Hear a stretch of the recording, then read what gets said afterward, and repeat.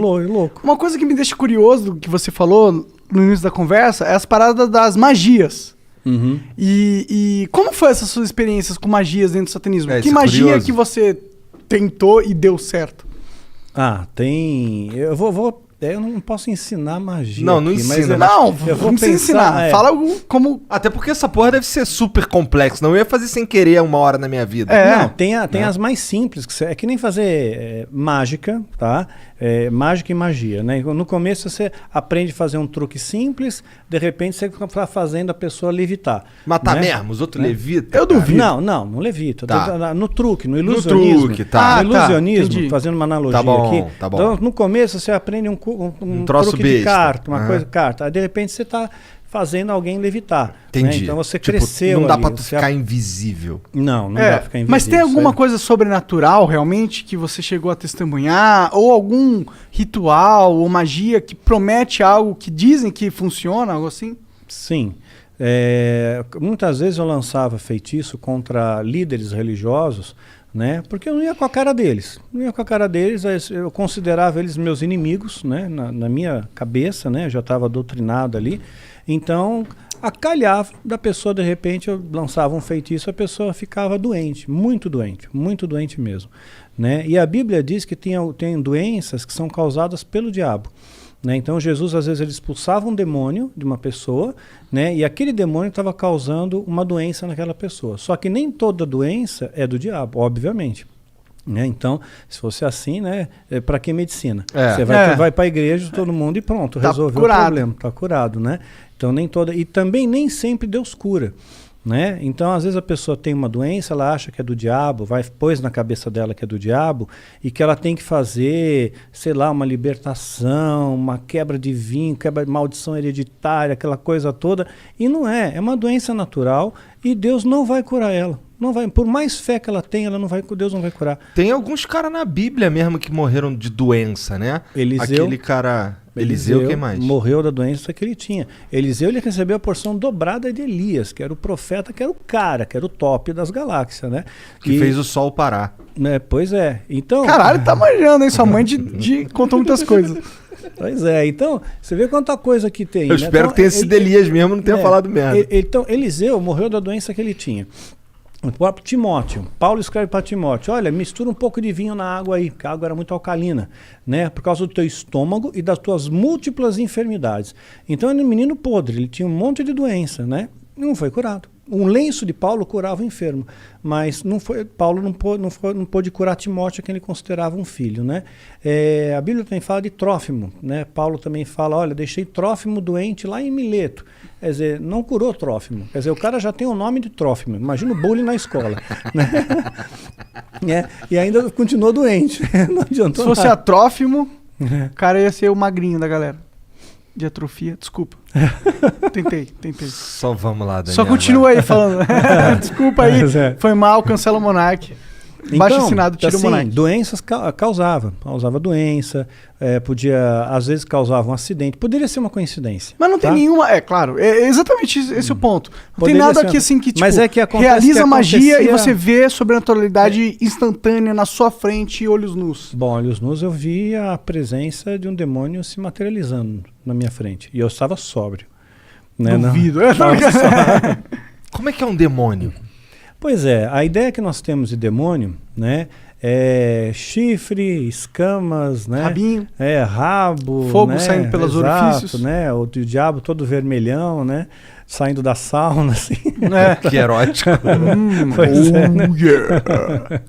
Então, mas não, né, é um ser que parece, que aparecia para mim, o Abraxas, que apareceu para mim algumas vezes, ele tinha um formato semelhante, tá? Semelhante. Não consigo descrever isso aí em poucas palavras. Você tem filho, você deve ter assistido Como Treinar o Seu Dragão. Aham. Sabe o Banguela? Aham. Então, mais ou menos parecido É um com o dragãozão. Banguela. Parecido com o Banguela. Mas tinha um olhar assim, né? O olhar que pegava era um olhar muito profundo, era como se não tivesse olhos, era como se fosse um buraco. Né? Fosse um buraco que te hipnotizava aquilo ali, né? Porra, e você tu não sentia ficou com uma... cagaço quando tu viu pela primeira vez, não? Não, eu fiquei orgulhoso porque ele atendeu meu pedido, né? Porque eu invoquei, Cara, fiz a tu invocação. chamou o cara, meu? Né? Eu fiz a invocação, né? E ele veio. Então, quer dizer, eu me senti muito orgulhoso, Dá muito pra tu fazer a prestigiado. invocação e ele não vir? Porque ele não tá afim? Poderia Pelo jeito. acontecer. Como que é uma invocação de um demônio? Não precisa dar detalhe, mas tipo... É complexa. Tem bastante detalhe. Bastante detalhe. E Quer muitos dizer, ritualzinho materiais, vai? Muitos materiais. Materiais raros?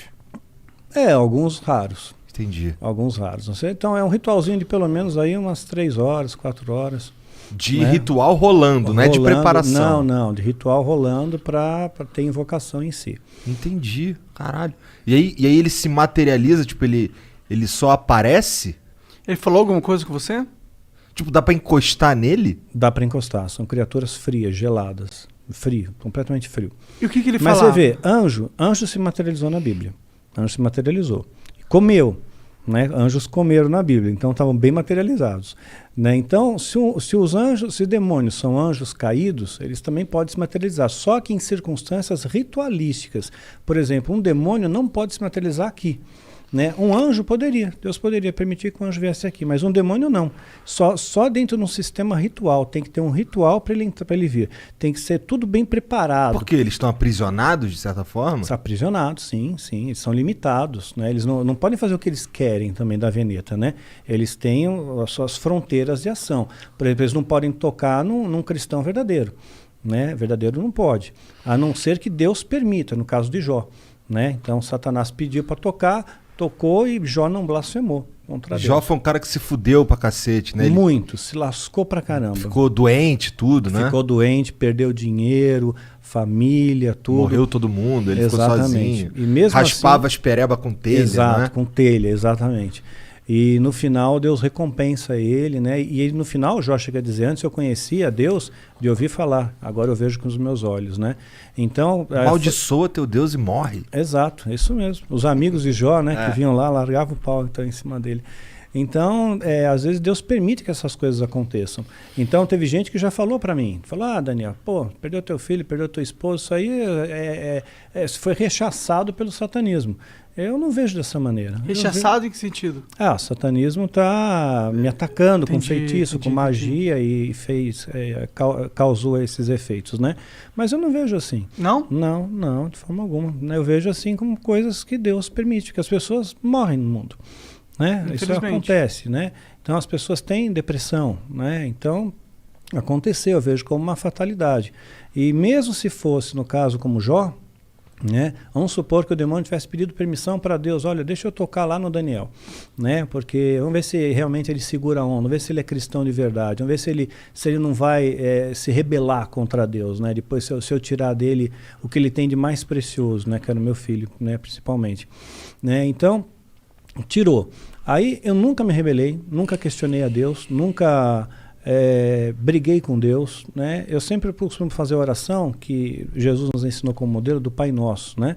E dentro dessa oração está escrito, olha, Pai, seja feita a tua vontade, assim na terra como no céu.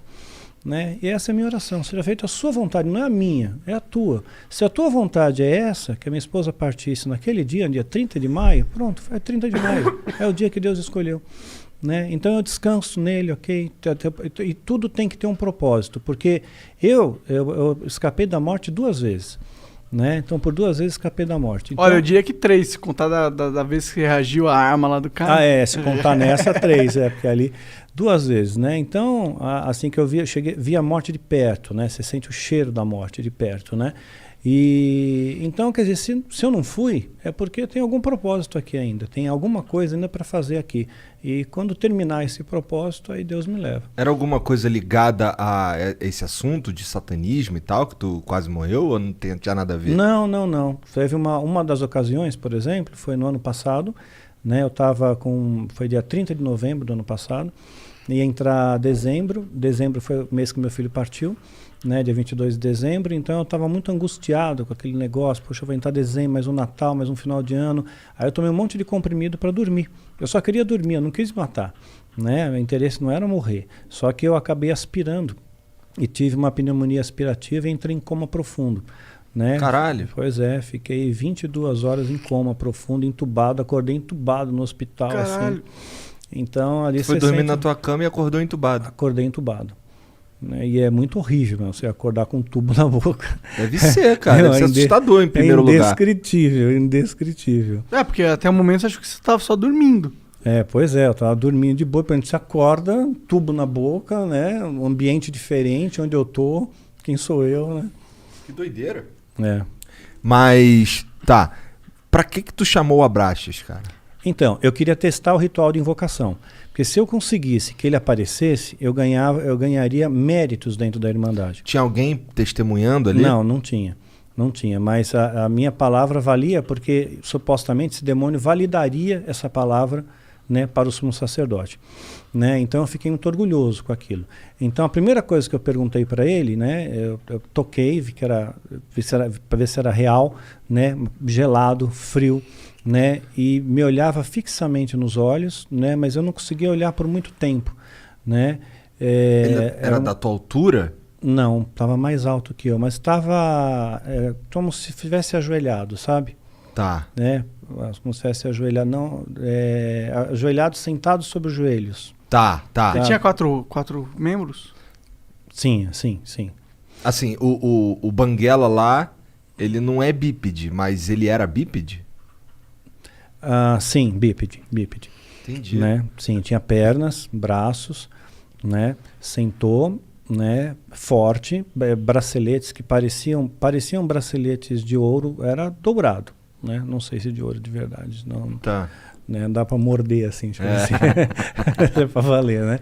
E a única coisa que eu perguntei foi se os animais eles iam para o céu, né? Perguntei, os animais vão para o céu, né? Porque eu tinha essa preocupação, será que os animais vão para o inferno? O animal é bonzinho, ele não pode ir para o inferno. Então eles estão todos no céu, né? Eu só fiz essa pergunta, né? Sei lá, uma pergunta besta, né? Que veio na minha cabeça. Interessante a pergunta até. Mas eu fiquei no vácuo, eu não tomei resposta nenhuma e ele desapareceu. E olha lá, ele, porra, tu me chamou pra isso, meu irmão? Caralho! Vai te tomar no cu, porra! Eu queria a porra da tua alma, não quero só um quiz aqui, eu sou o dicionário Aurélio da divindade, porra. Porra, mas em alguma outra oportunidade tu ouviu a voz dele? Eu vi a voz de outra entidade. Quem? Né, do Astaroth. Quem é Astaroth? Né? É a Astaroth. Né? É uma outra entidade que se manifestou dentro do ritual coletivo, dentro mais pessoas fazendo parte do ritual. Devia ter por volta de umas 200 pessoas. Caralho! No ritual. Físico? Presencial? Presencial, sim. Presencial. E todo mundo viu a mesma coisa? Zoom, não era pelo Zoom. Ritual, e todo mundo viu a mesma coisa? Todos viram a mesma coisa. Porque que todos loucura, olhavam na mesma direção. Isso é loucura. Né? Eu também cheguei a ponderar isso. Né? Eu vi e eu notei que todos olhavam na mesma direção. Né? E falou numa voz imponente, né? Falou algumas coisinhas ali. Cara, você sabe o que? Você lembra? Eu lembro, mas eu vou dar spoiler, porque tem gente maluca que vai querer ser satanista e vai quebrar a cara. Foda-se. Porque ele falou uns bagulho maneiro? Não, ele pegou, disse alguma coisa, como que vocês são da família, são bem-vindos. Entendi. Eu protejo vocês são filhos da sombra, né?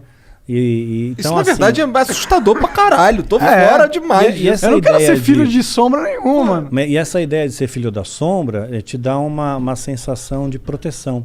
Porque quem tá na sombra, imagina que você tá na sombra. Você escondido. Tá escondido. Você vê todo mundo que tá na luz. Mas quem está na luz não vê quem está na sombra.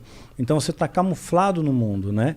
Então você é filho das sombras também. E aí todo mundo curtia. Mas ele falava mexia a boca e falava, ou ele falava na cabeça? Não, mexia a boca e falava, né? Sem microfone, né? Não tinha acústica para microfone, assim, não tinha equipamento. Mas era uma voz foda. Era uma voz, sim. É grossona? Grave, bem grave. Bem grave. Caralho, cara, que porra é essa, cara? Tu é maluco de se meter nessas coisas, cara. Mas como que foi essa conversão? Como que você sai do... Pera, tu falou que tu invocou o Abraxas várias vezes. Sim. E ele nunca falou nada contigo? O cara era teu protetor. Falava coisas rápidas, né? Era sempre muito breve. Eram conversas breves. Era como se ele tivesse alguma preocupação maior. Ou tenho mais o que fazer. Entendi. Né? Eu fiquei 4 horas aqui e tal, você ficou 2 minutos, né? Então, arrombado, né, cara? Mas eram coisas breves, né? Eu queria confirmar, eles diziam no satanismo que eu tinha uma alma gêmea. né? Uma moça entrou junto comigo no satanismo, né? E a gente se dava muito bem mesmo, nós éramos muito amigos, né? E ele dizia que nós éramos a nossa alma gêmea, que era para nós ficarmos juntos. E o objetivo era que a gente tivesse um filho juntos e depois sacrificasse esse filho com 9 meses. Caralho, Né? que merda de ideia. Pois é, você vê, o satanismo tem uns negócios estranhos, né? E tem gente que cai nessas loucuras aí, né? Mas fato é que eu nunca tive um filho com essa moça, né? Mas pegou, né? Eu tô É. brincando. Pegou, né? Peguei. Peguei. Mas Aí aí, sim. como que é essa conversão? Como que um satanista grau maior, não sei, qual foi o level que tu chegou, não sei o level. Cheguei a feiticeiro. Esse Aí é é um... feiticeiro, depois vem o sacerdote e sumo sacerdote. Entendi. E antes do feiticeiro é o quê? Antes feiticeiro vai ser aprendiz, Tá, né? tá. E aí tu era feiticeiro, significa que tu lançava uns feitiços de deixar os outros doentes, de talvez causar um acidente e tal, mas tu fazia uns bagulho... Esse era o escopo de feitiço que tinha? Não tinha escopo pra... Não tinha um feitiço pra saúde? Tipo, Ou dinheiro? vou deixar minha mãe Não, melhor. dinheiro é fácil de ganhar. Porque Porra, me ensina então! Vou te explicar o segredo, mas isso é coisa do satanismo, tá? Uhum. Então o que aconteceu? Assim que eu entrei no ritual de iniciação, né, e passei a fazer parte daquela família, a família me acolheu. Então tinha uma empresa, né, onde o presidente dessa empresa era satanista, fazia parte do grupo lá do satanismo. Ele me chamou para trabalhar na empresa e me colocou num cargo, inicialmente, de supervisor de operações financeiras. Depois eu passei para gerente de operações financeiras. Só que eu não entendia nada, eu não sabia fazer nada. Outras pessoas faziam por mim, eu só assinava. Entendi. Né? E eu ganhava dinheiro e tinha um emprego. Né? Tinha um emprego, tinha um prestígio na sociedade e tal. Então você entra para essas empresas que já existem, né? Então é uma das maneiras. Então você começa a ganhar dinheiro mais fácil, Então, começa aí a glamorizar a coisa. E o que foi esse clique pra você sair disso?